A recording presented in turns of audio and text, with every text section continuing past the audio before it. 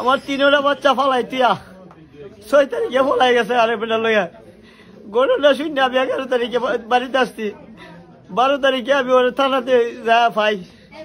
পাওয়ার পরে আমি বলি দেখো যা কিছু করছে টাকা পয়সা দিলে দিছ সব বাদ তুমি আইসা পড়ো টাকা পয়সা আমি আবার রুজি করুম কিন্তু আমার বাচ্চাটি দিলে একটা মা আইটা দিতাম না আমি তোমরা যা করার করছো আইসা পড়ো হেরেও কইলাম ভাই তুই যা করার করছো তোর 3টা বাচ্চা আছে আমার 3টা বাচ্চা আছে দুজনের সংসার ধ্বংস করিস না হে আমার কথা শুনে না তাই আমার কথা শুনে না হ্যাঁ আইতে একজনে ছাড়া থাকতো না আমার টাকা পয়সা নিয়ে আর বাসা ভাড়া করে অন্যান্য তাহে